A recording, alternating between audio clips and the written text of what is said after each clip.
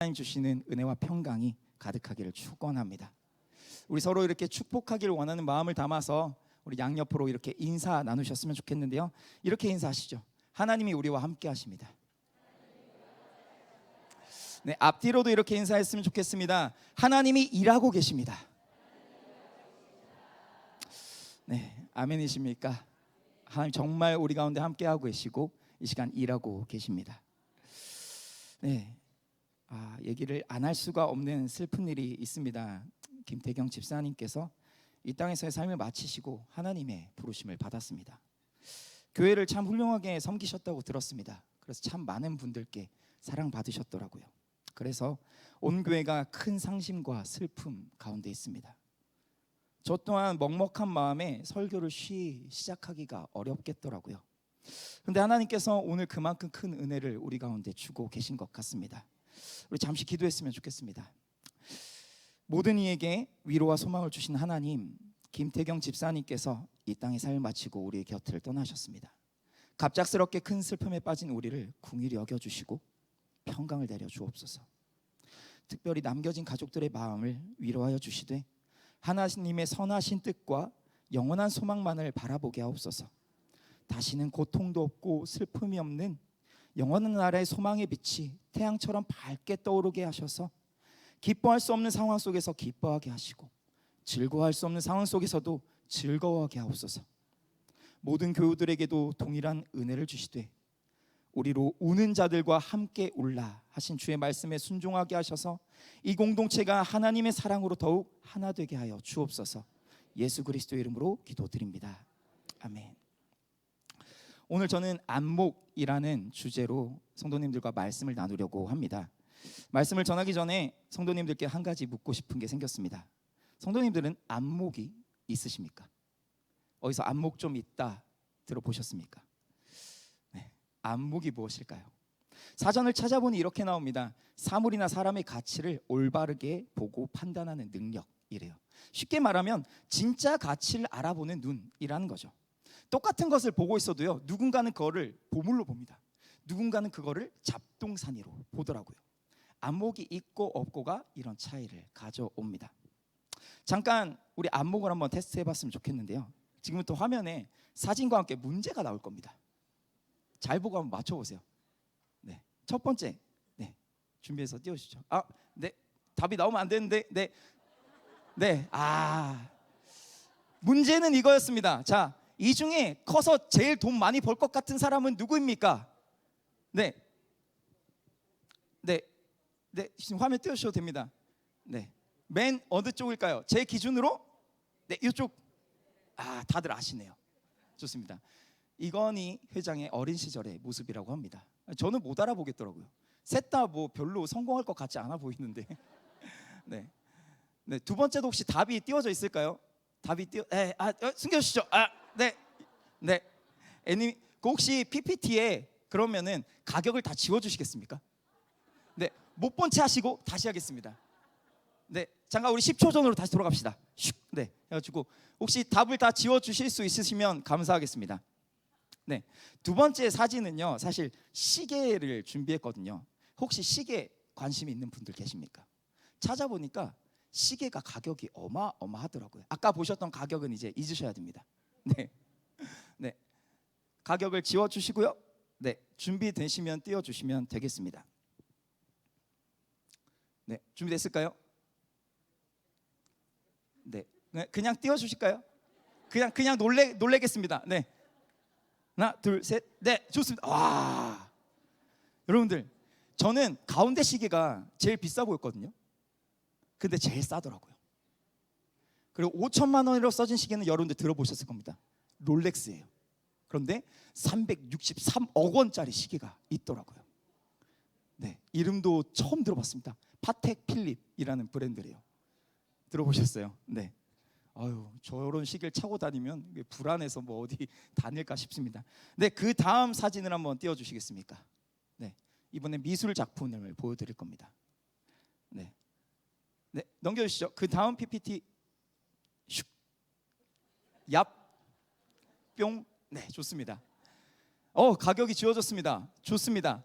자, 저 중에서 가장 가격이 비싼 그림은 아마도 이제 네임밸류 때문에 예상이 가실 텐데요.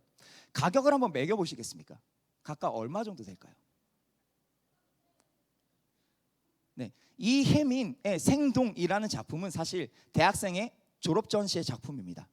팔면 대략 500만 원 정도부터 시작이 된대요. 가운데 있는 김환기라는 분의 작품은요, 이름이 없습니다. 그냥 번호만 있는데요. 우리나라에서 제일 비싸게 경매로 팔린 작품 중에 하나라고 합니다.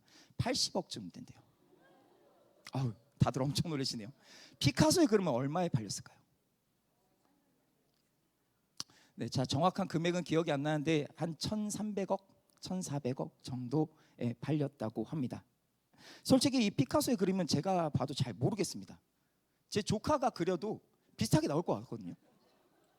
제 조카가 천재적인 실력을 가진 화가든지 제 안목이 별로든지 둘 중에 하나일 겁니다. 어느 쪽인지는 상상에 맡겨드릴게요.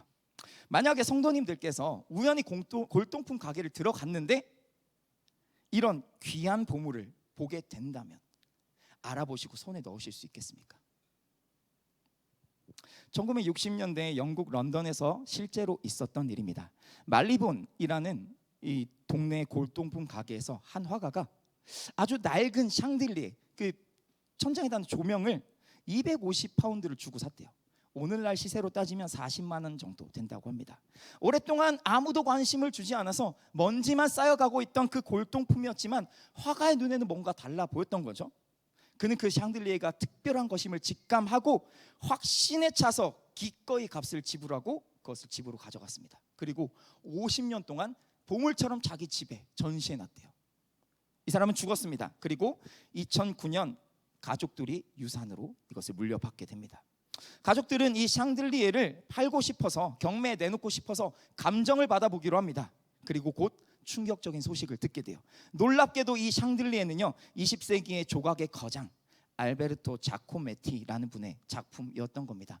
이분의 작품은 하나같이 적게는 100억, 많게는 1000억에 이르는 귀한 작품들이라고 합니다. 이상한 막대기 같은 이 동상 하나가 1500억이더라고요. 그러니 샹들리에도 어마어마한 가치를 지녔음에 분명한 거겠죠. 2023년에 런던의 한 경매장에서 이 작품이 출품되었습니다. 예상되는 경매가는 107억 원이었습니다. 40만 원 주고 107억을 번 겁니다. 사랑하는 성도 여러분, 다른 사람들은 수년 동안 이 보물을 그냥 지나쳤어요. 오직 한 화가만이 먼지가 뒤덮인 이 골동품의 진짜 가치를 알아보았습니다. 그것이 바로 안목이라는 겁니다. 누구든지 보물을 손에 넣을 기회가 있었지만 아무나 보물을 손에 넣는 것은 아닙니다. 안목이 있는 사람만 소유하게 되는 겁니다. 오늘 예수님께서 우리에게 이렇게 말씀하십니다. 천국은 밭에 감추인 보화와 같다. 지극히 값진 진주와 같다. 사랑하는 성도 여러분, 여러분은 이 보화를 발견하신 적이 있으십니까? 그리고 지금도 여전히 이 보화를 바라보고 계십니까? 그리스도인이라면요 분명히 이 보화를 발견한 사람이어야 합니다. 드물긴 하지만요 살면서 몇 번쯤은 누구나 꽤 괜찮은 기회를 만나곤 해요. 생각지도 못한 인연을 만나기도 하고요, 놀라운 기회가 찾아오기도 합니다. 풀리지 않던 문제를 해결할 수 있는 좋은 방법이 뿅 보이기도 해요. 그럴 때 우리는 감사한 마음으로 그것들을 붙듭니다. 실제로 그런 순간들은 하나님 주신 귀한 축복의 순간들이라 할 수 있습니다. 하지만 성도 여러분, 예수님께서 말씀하시는 이 보화는요 그 정도가 아닙니다. 이 보화는요 내가 지금까지 붙들고 있던 모든 것들을 다 내려놓고서라도 얻고 싶은 것이에요. 내가 가진 전부를 기꺼이 팔아서라도 손에 넣고 싶은 것이에요. 바로 그런 것이 보화라고 하십니다. 심지어 내 삶과 내 생명이라도 바칠 수 있으면 그 보물과 바꿀 수 있어야 한다고 하십니다. 그리스도인이라는 말은요 이 보화를 발견했던 사람이라는 뜻입니다. 우리는 그러니 모두 이 보화를 발견한 적이 있으셔야 되는 겁니다. 예수님을 처음 만나셨던 때를 기억하고 계십니까? 그때 어떠셨습니까? 이 말씀 한 구절이 내 심령에 가장 깊숙이까지 막 뚫고 들어오셨던 그런 날이 있으셨을 테고요, 예수님의 놀라운 은혜와 사랑에 온 마음이 녹아내리셨던 날이 있었을 겁니다. 그때 우리가 고백했던 것이 무엇입니까? 안 들어도 뻔합니다. 다 똑같이 고백하더라고요. 예수님이 모든 것 되십니다. 이 복음이면 충분합니다. 다른 것을 다 잃어도 제가 그리스도만 얻을 수 있다면 기꺼이 그렇게 선택하겠습니다. 여러분들 이렇게 고백하시지 않으셨나요? 이것이 바로 보화를 발견한 사람들의 고백이더라고요. 예수님의 비유 속에 등장하는 인물들을 보십시오. 밭에 감추어진 보화를 발견한 사람 어떻게 했습니까? 찬양 가사에도 나옵니다. 곧장 뛰어가서 집 팔고 땅 팔고 냉장고 팔아 기어이 그 밭을 사고 맙니다. 값진 진주를 발견한 사람 어떻게 했습니까? 곧바로 자기의 소유를 팔아서 그 진주를 삽니다. 주저하지 않아요. 계산하지 않습니다. 지체 없이 기쁨으로 내가 지금까지 소중하게 여겼던 모두를 다 내려놓습니다. 왜일까요? 가치를 알아보았기 때문입니다. 사랑하는 성도 여러분, 우리에게도 분명 그런 때가 있었을 겁니다. 간절한 마음으로 하나님의 은혜를, 이 구원의 은혜를 사모하며 매달렸던 날들이요.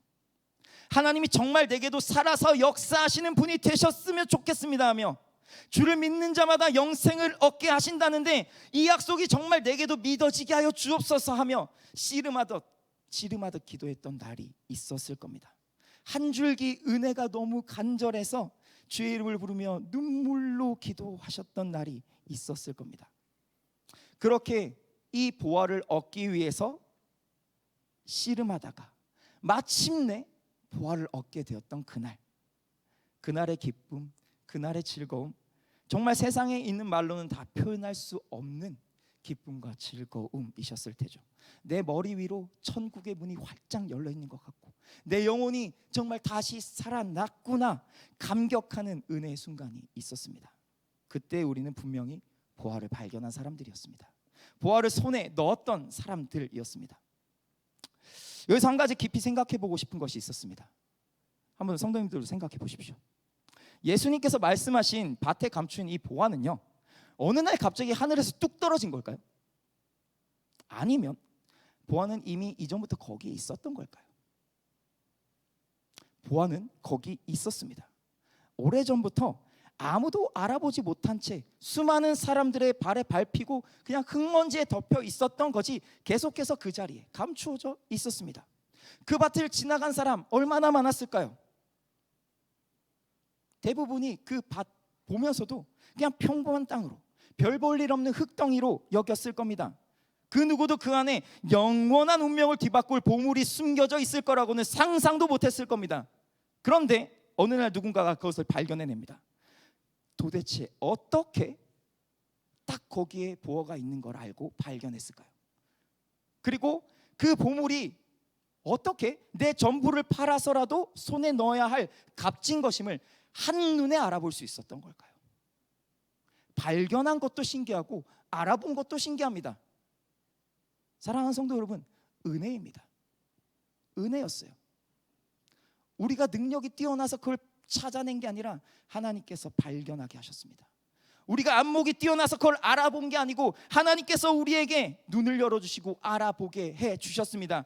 예수 그리스도께서 얼마나 귀한 분이신지를 알아보게 하신 다음에야 우리가 그것을 붙들 수 있게 되었었다고요. 성경은 죄인들의 상황에 대해서 이렇게 말합니다. 고린도후서 4장 4절이에요. 이 세상의 신이 믿지 아니하는 자들의 마음을 혼미하게 하여 그리스도의 영광의 복음의 광채가 비추어지지 못하게 함이니 그리스도는 하나님의 형상이니라. 비추어지지 못하게 하고 있답니다. 가리고 있답니다. 보화는 처음부터 우리 앞에 있었습니다. 그리스도는 언제나 그 자리에 계셨어요. 그러나 우리가 보지 못한 겁니다. 우리의 눈이 죄로 뒤덮여져 있었기 때문입니다. 하늘의 보화가 우리의 눈앞에 떡하니 놓여 있었는데도 그것이 얼마나 귀한 것인지 도무지 알 방법이 없었습니다. 눈이 가려져 있으니까요. 하나님의 말씀이 수없이 우리의 귓가를 때립니다. 예수 그리스도의 십자가가 어디든 걸려 있습니다. 그럼에도 우리는 그것이 얼마나 귀한 것인지 알지 못했습니다. 그런데 어느 날 하나님께서 은혜로 우리의 눈을 열어주셨습니다. 그때부터 말씀이 들려오기 시작하는 거예요. 그리스도의 복음이 내 마음을 뚫고 들어오기 시작하는 거예요. 그리고 비로소 깨닫습니다. 나 죄인이구나. 예수 그리스도가 없으면 안 되는구나. 나에게 가장 필요한 것은 예수 그리스도밖에 없는 거구나. 그리고 이렇게 고백했습니다. 그리스도를 얻을 수 있다면 내 전부를 다 내려놓아도 아깝지가 않겠습니다. 주저없이 우리의 것들을 팔기 시작합니다. 내가 그동안 소중히 해왔던 세상의 것들을 하나하나 예수 그리스도의 발 아래 내려두었습니다. 심지어 내 삶과 내 생명까지 다 내려두었습니다. 왜요? 그게 진짜 보화임을 알게 되었기 때문입니다. 하나님의 은혜였습니다. 우리 스스로 눈뜬 게 아니라 하나님께서 우리의 눈을 여셨고요, 우리의 안목이 좋았던 게 아니라 하나님께서 우리의 안목을 더해 주셨습니다. 그래서 우리는 이 그리스도라는 보화를 발견할 수 있었던 겁니다. 사랑하는 성도 여러분, 그리스도인은 이렇게 밭에 감추인 보화를 발견한 사람들입니다. 그리스도인은 그 보화를 얻기 위해 그동안 소중히 여겼던 것들을 기꺼이 내려놓은 사람들입니다. 그리고 마침내 그 보화를 품에 안아들고 그 누구도 빼앗을 수 없는 기쁨으로 기뻐하는 사람들입니다. 여러분은 그리스도인들 맞으십니까? 그렇다면 정말 중요한 질문을 이제부터 드려보려고 합니다. 사랑하는 성도 여러분, 여러분은 여전히 그 보화를 바라보고 계십니까? 지금도 여전히 그리스도께서 나의 가장 귀한 보화가 맞으십니까? 여러분은 지금 마음에 무엇을 두고 살아가고 계십니까? 다시 한번 강조해서 여쭙습니다. 한때 그리스도께서 나의 가장 귀한 보화였습니까가 아니에요. 지금도 여전히 그리스도께서 여러분들의 가장 귀한 보화가 맞으십니까? 이런 질문 솔직히 피하고 싶은 분들 많으실 겁니다. 저도 그렇습니다. 여전히 우리 안에는 죄성이 남아있기 때문일 겁니다.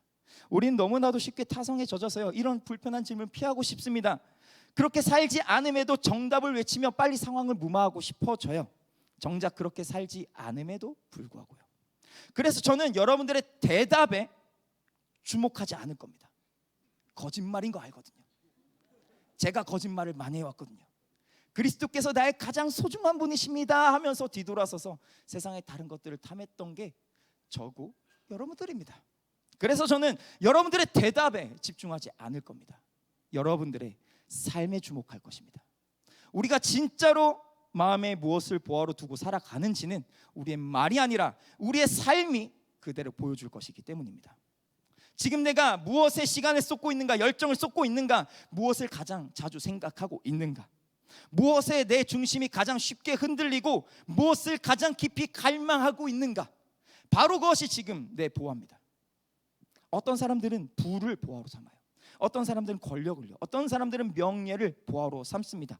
이런 것들이 나를 지켜줄 것 같거든요. 이런 것들이 있어야 내가 진정으로 기쁠 것 같거든요. 이런 것들이 나를 만족시켜 줄 수 있을 것 같거든요. 반대로 말해볼까요? 이런 것들이 없으면 내 삶이 흔들릴 것 같거든요. 이런 것들이 없으면 죽을 것 같거든요. 그래서 사람들은 이전에 가졌던 그 보화를 버리고 다른 보화를 손에 넣으려 헛된 수고를 반복합니다. 그리스도보다 더 안정감을 느끼는 것, 그리스도보다 더 기쁨을 느끼는 것, 그리스도보다 더 만족이 되는 것, 그래서 그리스도보다 지금 더 바라보는 것이 있다면 그게 여러분들의 보화입니다. 그리고 그것이 지금 우리의 안목이 어떠한지를 말해줍니다. 예수님께서는 분명히 이렇게 말씀하셨습니다. 마태복음 6장 21절을 여러분들이 한번 읽어주시죠. 함께 읽습니다. 시작. 아멘.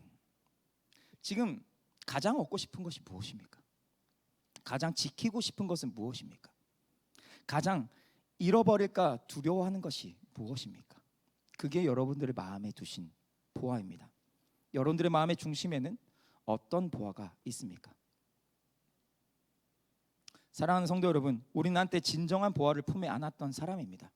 그리스도를 우리의 품에 안았을 때 우리는 정말 기쁨으로 모든 것을 다 내려놓았었습니다.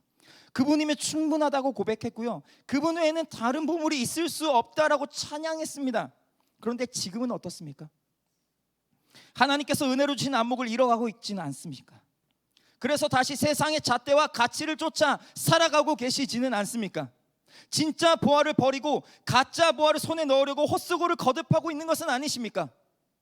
하나님께서는 그것을 우상이라고 부르십니다. 그리고 그것을 내가 가증하게 여긴다라고 하세요. 왜일까요? 우상은 하나님의 형상대로 만든 우리를 속여서 멸망으로 이끌어 가기 때문입니다. 하나님의 형상대로 지음받은 우리를 가짜 안정, 가짜 만족, 가짜 기쁨으로 유혹해서 파멸로 이끌어 가버리기 때문입니다. 사단은 늘 우리를 부추겨요. 그래서 헛된 욕망을 품게 합니다. 저것이 있어야만 내가 안심할 수 있겠어. 저것이 이루어지면 내가 이젠 정말 기쁠 것 같아. 저것을 손에 넣어야만 비로소 내 삶에 만족이 찾아올 것 같아 하고 말입니다. 하지만 달콤한 유혹에 넘어가 우상을 쫓아보아도 결국 우리가 겪게 되는 것은 무엇입니까? 그 끝에는 아무것도 없다입니다. 아무것도 없습니다. 정말로 아무것도 없습니다. 우리를 유혹하는 자는 거짓이 아비이기 때문입니다. 속지 마십시오. 절대로 속지 마십시오. 하나님께서는 한때 우리가 우상을 쫓아서 살아갔던 삶을 이전의 때로, 지나간 때로 족하다라고 말씀하십니다. 우상을 쫓는 자는 결코 하나님의 나라에 들어갈 수 없다라고 말씀하십니다. 그러니 우상 숭배를 그치고 우상을 찍어서 내어 버리십시오. 가짜 부활을 다 내어 버리십시오. 사랑하는 성도 여러분, 눈앞에 최고의 요리를 두고서 굳이 썩어가는 음식물 쓰레기를 찾아 먹는 사람을 보신 적 있으십니까? 부모님께서 직접 차려주신 이 따뜻한 식탁을 뒤로하고 굳이 쓰레기통으로 달려가서 거기서 허기를 채우려는 자녀를 보신 적이 있냐고요. 우리는 이런 말도 안 되는 짓을 우리의 삶에서 저지르곤 합니다. 하나님께서 이렇게 패역한 이스라엘 백성들에게 이렇게 말씀하십니다. 예레미야서 2장 11절에서 13절의 말씀이에요. 어느 나라가 그들의 신들을 신 아닌 것과 바꾼 일이 있느냐? 그러나 나의 백성은 그의 영광을 무익한 것과 바꾸었도다. 너 하늘아, 이 일로 말미암아 놀랄지어다, 심히 떨지어다, 두려워할지어다. 여호와의 말씀이니라. 내 백성이 두 가지 악을 행하였나니 곧 그들이 생수의 근원되는 나를 버린 것과 그들 스스로 웅덩이를 판 것인데 그것은 그물을 가두지 못할 터진 웅덩이들이니라. 하나님의 진노에 온 하늘이 놀라고 떤다고 합니다. 우리에게 가장 귀한 선물을 주시려고 하나뿐인 아들을 희생하셨는데 그 보화를 이제 헌신장 내다 버리듯 하는 우리의 죄악에 어떻게 하나님이 진노하지 않으실 수 있겠습니까? 우리는 이 진노를 감당할 수 있을 것이라고 생각해서 이런 무시무시한 짓을 하면서 살아가는 걸까요? 아니면 아무런 감각이 없이 살아가고 있는 걸까요?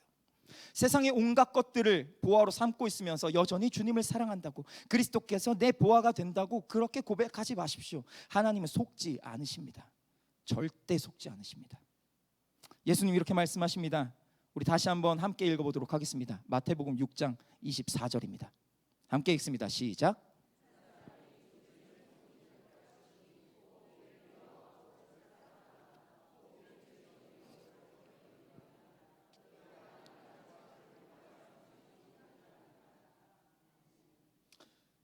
성도님들의 마음을 잘 한번 들여다보십시오. 마음에는 오직 한 가지의 보화만 있을 수 있습니다. 두 보화는 절대 한 자리에 있을 수 없다고 말씀하세요. 그리스도는 우상과 그 자리를 겸하는 분이 아니시기 때문입니다. 그리스도가 보화든지 세상의 헛된 것들이 보화든지 둘 중에 하나밖에 없습니다. 하나님을 참되게 섬기는 자가 아니면 우상 숭배자들인 겁니다. 우리의 죄악이 너무 큽니다. 너무너무 큽니다. 하나님의 아들을 멸시하는 자들을 향한 이 하나님의 진노는 상상할 수 없을 만큼 맹렬한 거더라고요. 그분의 진노는 불처럼 타오른답니다. 누구도 피할 길이 없다고 합니다. 요한계시록에 보면 나중에 심판의 장면이 나옵니다. 그 중에 6장에는 이렇게 써져 있습니다. 땅의 임금들과 왕족들과 장군들과 부자들과 강한 자들과 모든 종과 자유인이 굴과 산들의 바위 틈에 숨어 산들과 바위에게 말하되 우리 위에 떨어져 보좌에 앉으신 이의 얼굴에서 그 어린 양의 진노에서 우리를 가리라. 그들의 진노의 큰 날이 이르렀으니 누가 능히 서리요 하더라. 만약에 이 진노가 정말 잠시라도 0.1초만이라도 우리에게 떨어지게 된다면 우리의 몸과 마음은 한순간에 다 타버리고 말 것입니다. 우린 정신이 나가버릴 거예요. 완전히 멸망하게 될 것입니다. 누가 능히 이 앞에 맞설 수 있겠습니까? 우리가 만일 회개하지 않고 세상의 우상을 보화로 삼으며 살아간다면요, 그렇게 해서 계속해서 그리스도를 모독하면서 살아가게 된다면요, 그 끝은 멸망일 수밖에 없습니다. 사랑하는 성도 여러분, 우리의 주님께서는 나중에 심판주로 오신다고 하셨습니다. 그분의 은혜를 힘입어 이제 이 시간 지금 돌이키십시오. 그분을 다시 한번 세상 가장 소중한 분으로 여기시며 여러분들의 마음의 보화로 삼으십시오. 말씀을 맺으려고 합니다. 세상 곳곳에서 기근과 재난과 지진의 소식이 끊이질 않습니다. 제게는 예수 그리스도께서 다시 오신다는 이 발자국 소리가 날마다 더욱 크게 울려 퍼지는 것으로 들려옵니다. 그날 우리는 주 앞에서 어떤 모습으로 서 있게 될까요?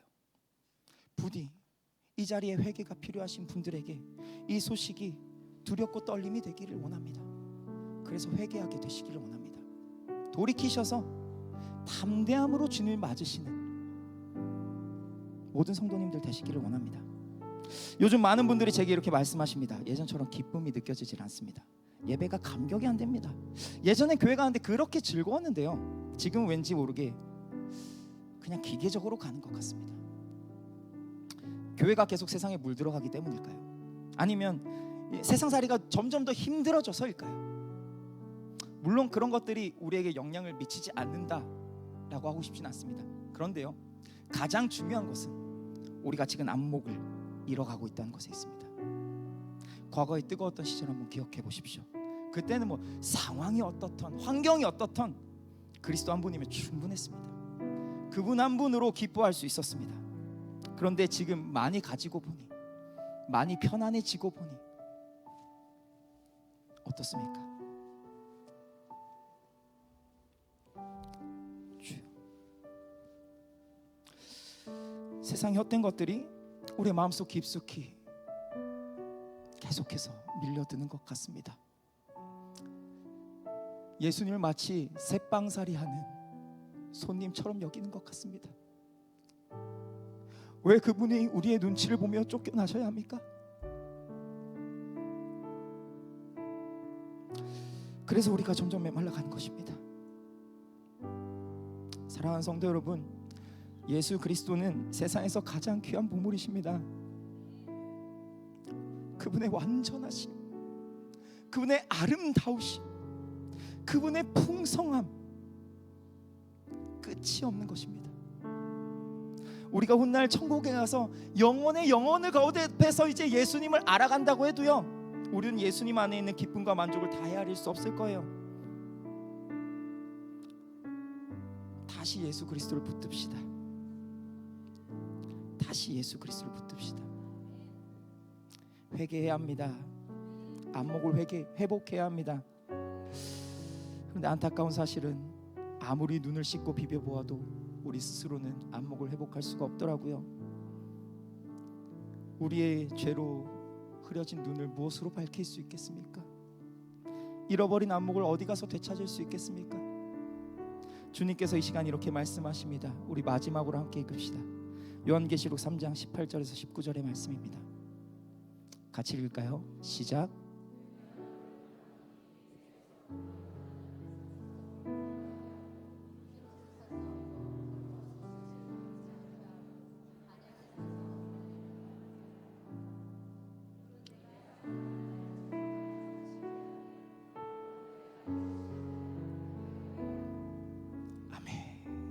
안약을 사서 눈에 바르라.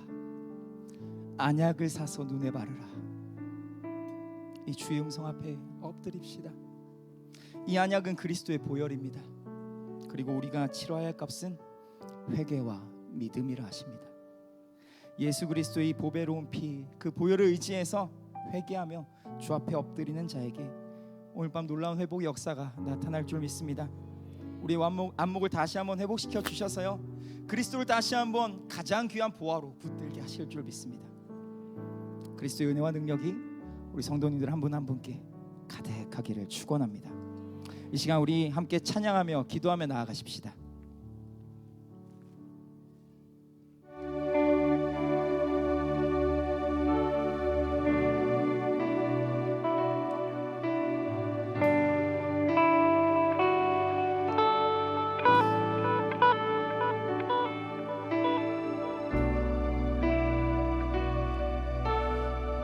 주여, 우리의 죄를 용서하여 주시고 죄로 물든 우리의 눈을 씻어 주옵소서 하는 간절한 소망을 담아 함께 찬양합니다.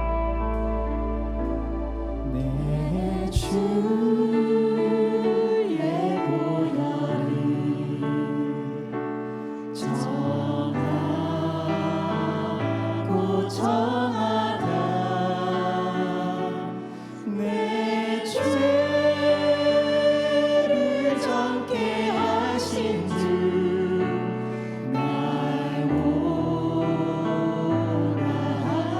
다시 한번 내 주의 보혈을, 내 주의 보혈을 정하고 정하라. 내 죄를 정케 하신 주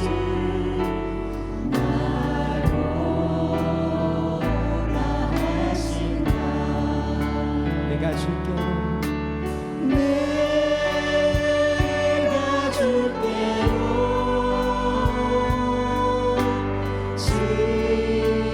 지금 나오니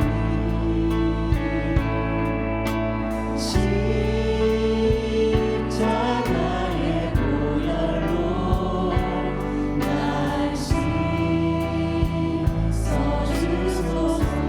2절 고백합니다. 약하고 추해도 주께로 나가며 힘 주시고 내 주 안을 또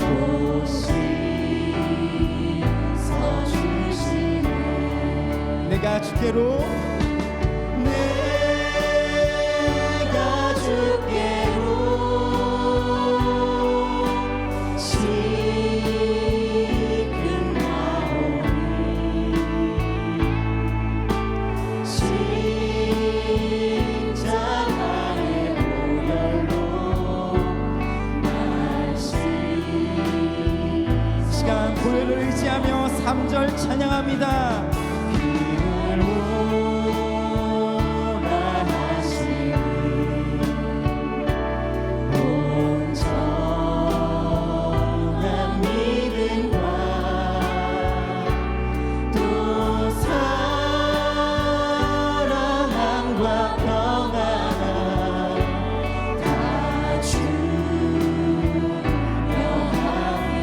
주님께로 나아가십시다. 내가 줄게로 지금 나오니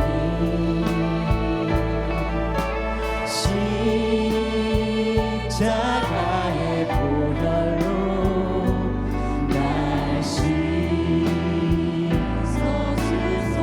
내가 주께로, 내가 줄게로 지금 가오니 십자가의 보혈로 날 씻어주소서. 이 시간 우리 목소리 높여서 십자가 십자가 찬양합니다. 십자가 십자가 내가 처음 볼 때 나의 맘의 큰 고통 사라져 오늘 믿고서 내 눈 밝았네. 참 내 기쁨 영원한. 다시 한번 십자가 십자가 십자가 내가 처음 볼 때 나의 맘의 큰 고통 사라져 오늘 믿고서 내 눈 밝았네. 참 내 기쁨. 이 시간 기도하며 나아갑시다. 먼저 우리 자신을 위한 기도입니다. 세상의 헛된 우상을 품고 주님을 멸시하며 살아온 우리의 죄악을 용서하여 주옵소서. 주님의 보혈로 우리의 눈을 씻어 흐려진 안목을 다시 회복시켜 주옵소서. 그래서 예수 그리스도만을 사모하는 뜨거운 열정이 다시 살아나게 하여 주옵소서. 다시 살아나기 원합니다. 다시 회복하기 원합니다. 다시 한번 예수 그리스도를 우리의 마음에 가장 귀한 보화로 모셔드리기를 원합니다. 이 시간 주님의 이름 한번 크게 부르며 통성으로 기도하며 나아갑시다. 주여,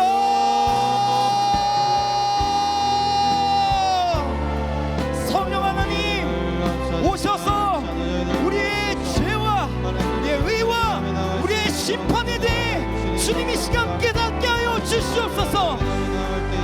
예수 그리스도시여, 지금도 보좌에 앉으셔서 우리의 죄를 정결케 하시는 분이심을 믿습니다. 그 주의 일하심이, 성령 하나님의 역사하심이 이 시간 이곳에 나타나게 하여 주시옵소서. 주님, 우리가 죄인입니다. 주님, 우리가 우상을 숭배했습니다. 세상의 헛된 우상을 품고 그리스도가 우리의 주인이라고 고백했습니다. 이 모든 거짓을 회개하며 자복하오니 용서하여 주시옵소서. 용서하여 주시옵소서. 주의 보혈로 다시 한번 우리의 모든 삶을 덮어 주시옵소서. 오 주님, 오 주님, 다시 한번 그 피부는 손으로 우리의 눈에 쏘아여 주시기를 원합니다. 죄로 물들어 감긴 우리의 눈을 다시 한번 뜨게 하여 주시옵소서. 우리의 잃어버린 안목을 다시 한번 회복시켜 주시옵소서. 그래서 다시 한번 간절히 예수 그리스도를 붙들게 되기를 원합니다.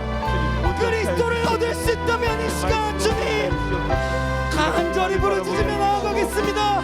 내가 중요하게 생각했던 우상들 기꺼이 내어버리겠습니다. 회개의 고백이 터져나오게 하여 주옵소서.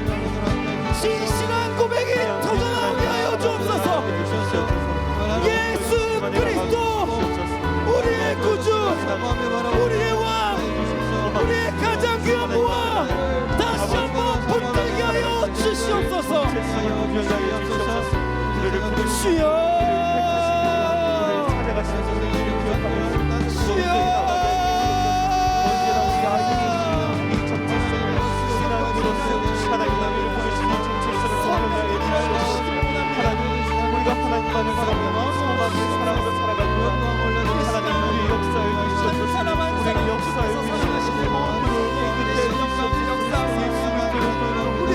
우리의 마음을 주관하여 주시고 죄악의 그늘에 숨고 싶어하는 우리의 영혼이 빛 가운데로 나오게 하여 주시옵소서.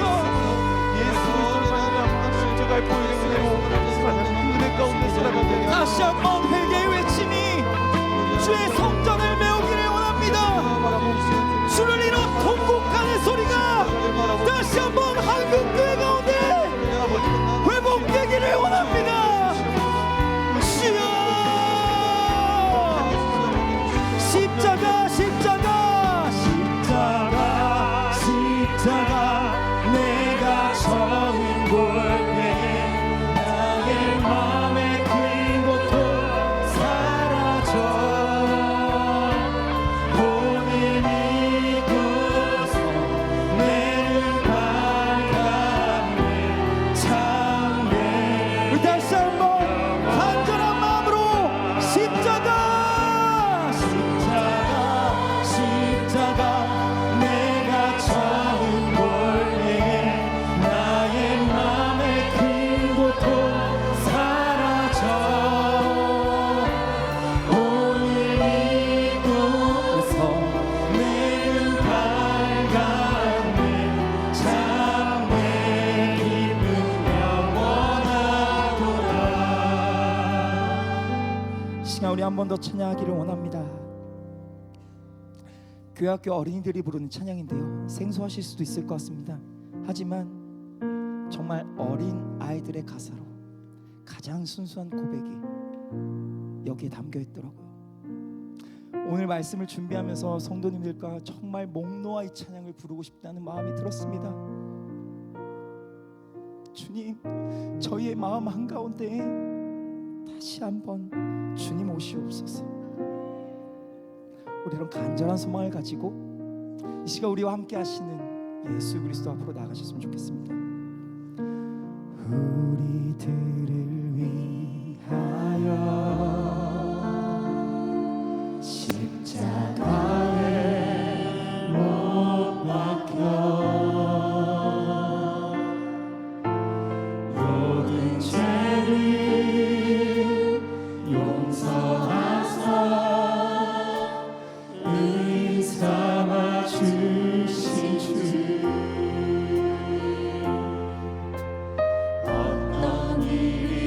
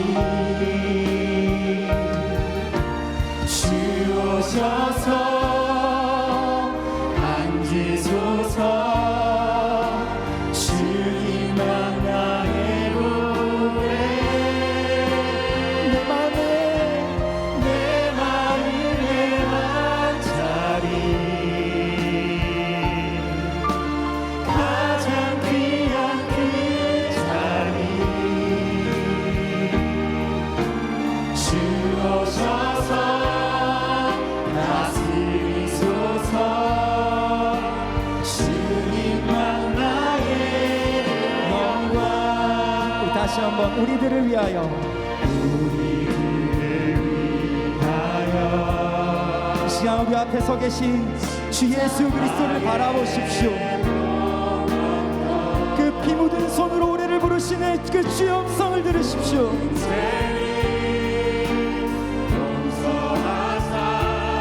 오라, 우리가 서로 변론하자.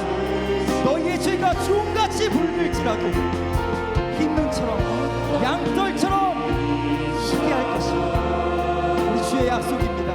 나를 버리지 않고 죽기까지 사랑하신 나의 귀한 예수님. 우리 두 손 들고 찬양합니다. 내 마음의 한 자리 가장 귀한 그 자리 주 오셔서 앉으소서. 주님만 나의 구배. 내 마음의 한 자리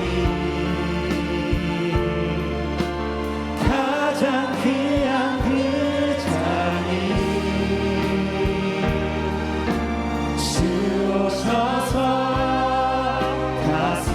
다스리소서. 이 시간 우리 한 번 더 기도했으면 좋겠습니다.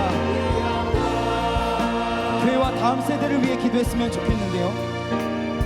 우리 공동체 안에, 우리 교회 안에 혹 하나님보다 높아져 있는 우상들이 있다면 모두 깨트려 주시고 우리를 정결케 하여 주시옵소서. 교회 가운데 특별히 사랑하는 다음 세대 가운데 오직 주님께서 왕으로 가장 귀한 보배로 좌정하사 다스려 주시옵소서. 한국교회가 그리스도의 영광을 위하여 다시 한번 일어나 사잡처럼 포효하며 전진하게 하여 주시옵소서.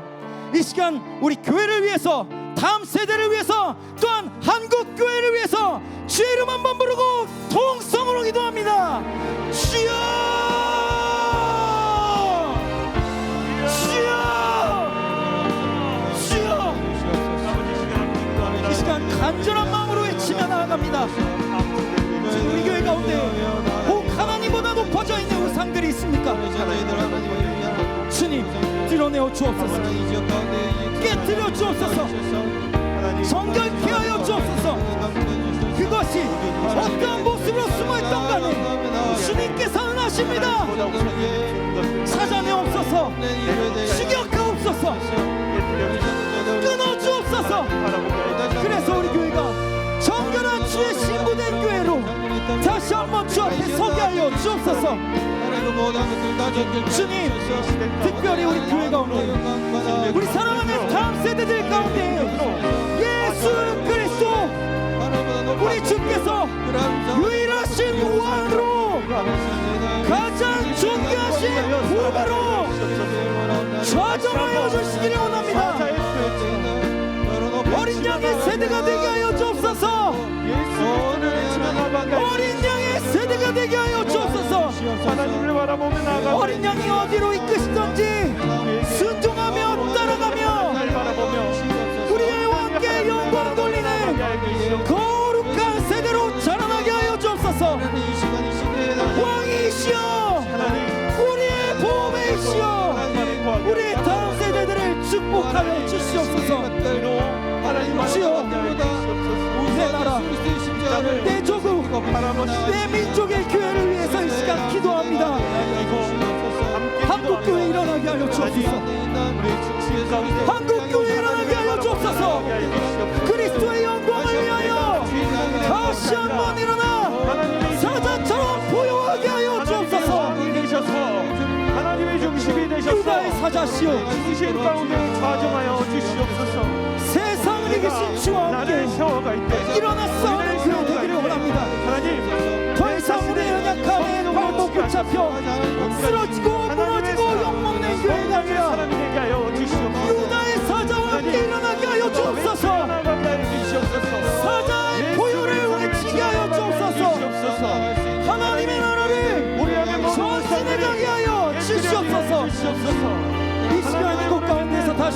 자녀들이 되게 한국교회를 일으키시는 부흥의 역사가 자녀들이 되게 해주시옵소서. 일어나기를 원합니다. 놀라운 우리 교회에서부터 우리 다음 세대에서부터 하나님의 찬양하는 주의 일이 시작되게 하여 주옵소서.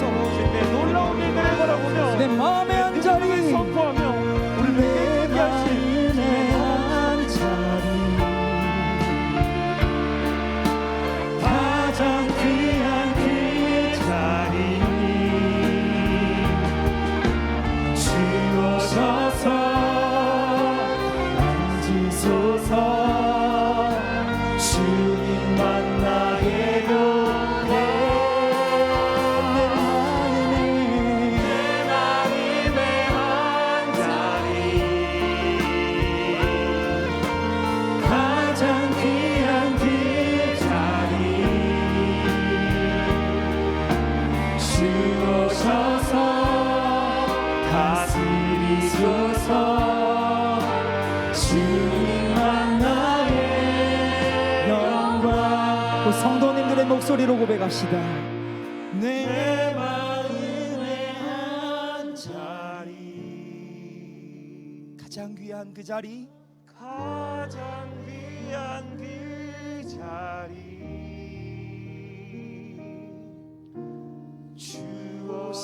주오셔서 다스리소서.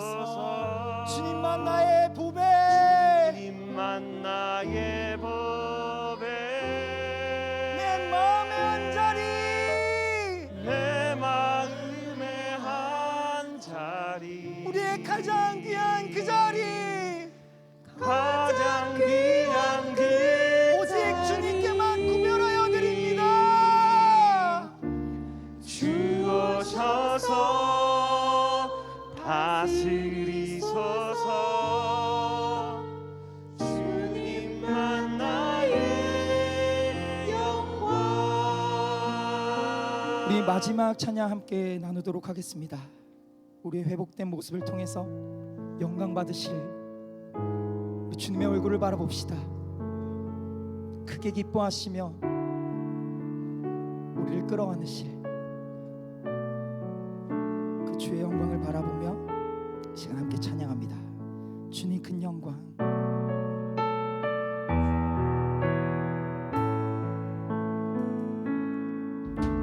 주님 그 영광 받으소서.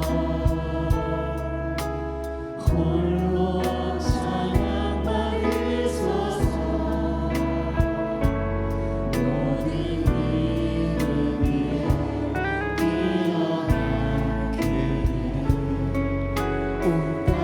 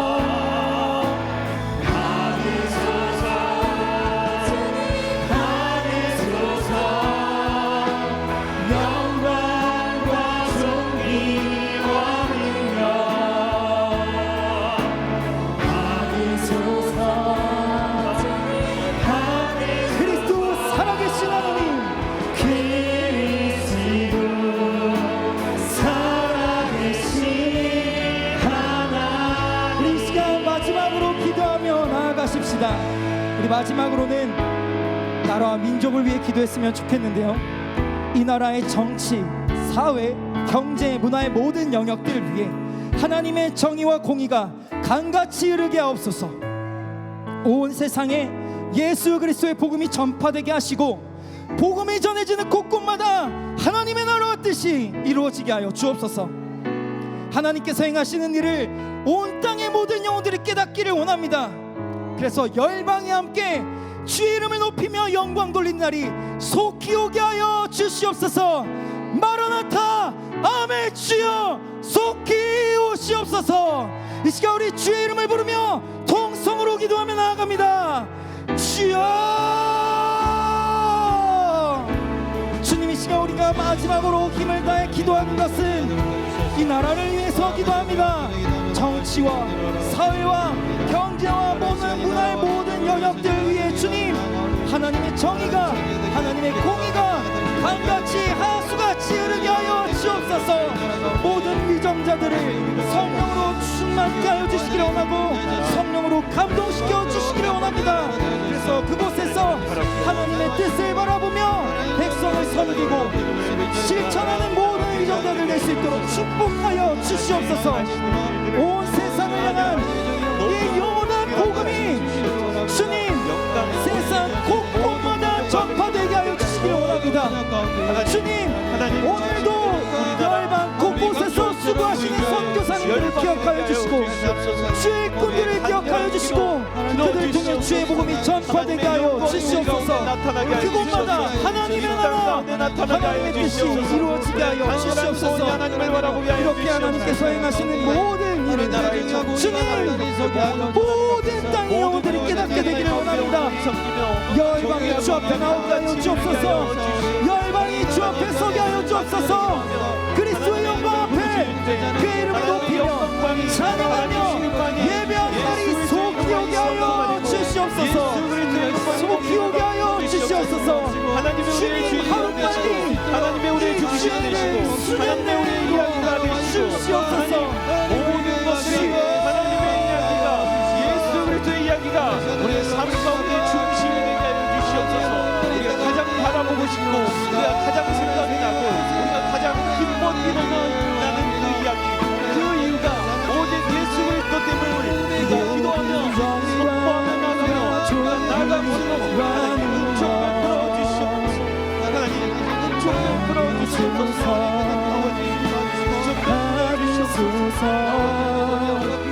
영광과 존귀와 능력 받으소서. 우리 마지막으로 고백합니다. 영광과 존귀와 능력 받으소서. 받으소서. 영광과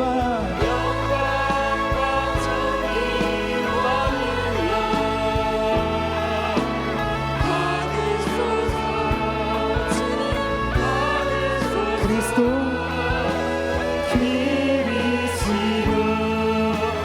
살아계신 하나님, 우리의 기도를 들어 응답하실 주님을 찬송합니다. 여호와여, 주는 주의 일을 이 수년 내에 부응케 하옵소서. 이 수년 내에 나타내시옵소서.